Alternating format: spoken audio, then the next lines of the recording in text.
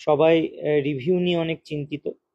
এবং সেক্ষেত্রে আমরা দেখেছিলাম গতকাল মাননীয় প্রধান বিচারপতি সুপ্রিম কোর্টের তিনি একটা মেনশন করানোর পরে, মেনকা গুরুস্বামী ম্যাডাম মেনশন করেছিলেন আমাদের তরফ থেকে।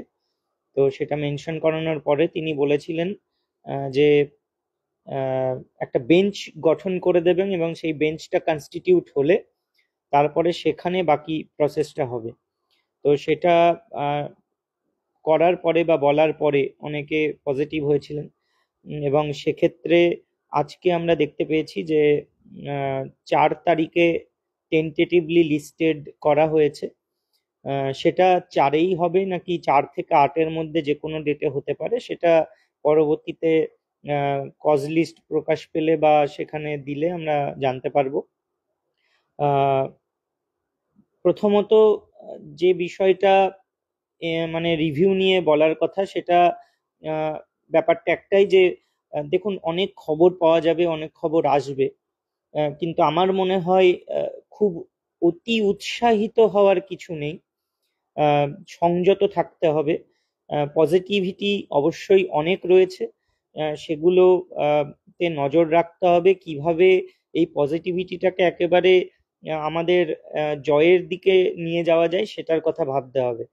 বিভিন্ন জায়গায় মানে এই পজিটিভ দিকগুলোকে নিয়ে যে উৎসাহের একটা প্রকাশ পাচ্ছে, সেটা এখনই সেগুলোর কোনো দরকার নেই। যেটা প্রথম বিষয়, যে আজকে যে রিভিউ আমরা দেখেছি লিস্টেড হয়েছে, সেটার বিষয়টা এরকমই। আপনারা দেখবেন যে RP ব্র্যাকেটে সি লেখা আছে।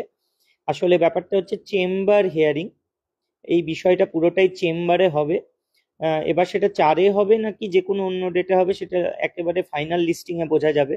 তো সেক্ষেত্রে চেম্বার হিয়ারিং এ হলে তখন সেটা ওপেন হিয়ারিং এ আসবে না কি হবে, সেটা সেখানকার বিষয় পুরোপুরি। এখনো অবধি কোনো স্পেশাল বেঞ্চ কনস্টিটিউট করা হয়নি। তাই এই সম্বন্ধে অনেকেই যে প্রচারগুলো করছেন যে কে কে আসবে বেঞ্চে, তো সেগুলো পুরোপুরি ধারণা এবং অনেকটা ভেবে নেওয়া। এখনো অবধি যেহেতু কনস্টিটিউশন হয়নি কোনো বেঞ্চের, তো সেক্ষেত্রে বেঞ্চ গঠন কে আসবে না আসবে এখনই মানে সে সম্বন্ধে ধারণা না করে ওয়েট করাই ভালো। দেখা যাক। তবে আমরা চাইবো, নিশ্চয়ই সবাই চাইবে যে জাস্টিস গাবাই যেন সেই বেঞ্চে থাকেন, তাহলে অবশ্যই আমাদের একটা আশার দিকটা আরো বাড়বে। আমরা সকলেই চাইবো সেটা। আর যেটা বিষয়, যে এই রিভিউ চেম্বার হিয়ারিং এ হবে একটা, আমরা লিস্টিং দেখতে পাচ্ছি যে 4 তারিখ দিয়েছে। ব্যাপারটা হচ্ছে সব ডায়েরি নম্বরই মোটামুটি একের পর এক এরকম লিস্টিং এ আসবে। হতে পারে সমস্তটাই ট্যাগ হয়ে যেতে পারে, আর না হলে এক এক করে কিছু ট্যাগ হলো, কিছু বাকি থাকলো। কারণ সবার এখনো ডিফেক্ট ক্লিয়ার হয়েছে নাকি এটা তো জানি না। আমাদের মঞ্চের মোটামুটি প্রায় সব ডিফেক্ট ক্লিয়ার হয়েছে। এখনো নন টিচিং স্টাফদেরও ডিফেক্ট ক্লিয়ার হয়ে গেছে, তাদেরও মেনশন করানোর জন্য শুনেছি আগের দিনই মেনকা গুরুস্বামীর পাশে দুজন আহ, আম, মানে ফিমেল লয়ার ছিলেন, লেডি লয়ার্স। তারা গ্রুপ সিডি দের তরফ থেকেই ছিল বলে তারা বলেছে। কিন্তু যেহেতু Menaka Guruswamy madam already mention করে দিয়েছেন, এবং চিফ জাস্টিস যেহেতু দ্বিতীয়বার আরো বারবার বলাতে উনি একটু বিরক্তি প্রকাশ করছিলেন, বলছিলেন যে আমি তো অলরেডি বলেই দিয়েছি একটা বেঞ্চ গঠন হবে এবং তোমাদের রিভিউটা তারাই দেখবে। তো সেই জন্য আর তারা বলেননি, কিন্তু সবাই সেটা বলবে। আজকে চেয়ারম্যান স্যারকে কল করেছিলাম এই সন্ধ্যের পরে, মোটামুটি 8টা সাড়ে 8টার দিকে। তার রিভিউ এর ব্যাপারে চেয়ারম্যান স্যারকে জিজ্ঞাসা করাতে উনি যেটা বললেন যে এটা তো চেম্বার উনিই বললেন যে RPC লেখা আছে দেখবে। তো চেম্বার হিয়ারিং এর জন্যই এটা যাবে। এবং জয়দীপ গুপ্তার সঙ্গে কথা হয়েছে, চেম্বার হিয়ারিং এ এটা আসবে। এবং উনি আশাবাদী, উনি যেটা বললেন, যেহেতু চিফ জাস্টিস বলেছেন একটা বেঞ্চ গঠন করে দেবেন, সেই জন্য এটা আশা করাই যায় যে ওপেন হিয়ারিং এ একটা হিয়ারিং হওয়ার সম্ভাবনা থাকছে।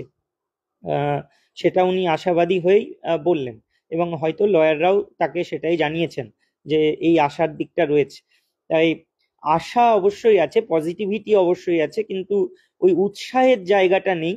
কারণ যতক্ষণ বিগত দিনে অনেকবার আমরা এরকম আশাহত হয়েছি, সেই জন্য যতক্ষণ না কোনো ফাইনালি পজিটিভ কিছু পাচ্ছি ততক্ষণ উৎসাহের কিছু নেই। আশা করব সব দিকটাই ভালোভাবে হোক এবং রিভিউটা যেন প্রাথমিকভাবে ওপেন হিয়ারিং এ আসে এবং ওপেন হিয়ারিং এ এসে যেন পুরোটাই শুনানি হয়। চেয়ারম্যান স্যারও আশাবাদী, সেটাই জানালেন।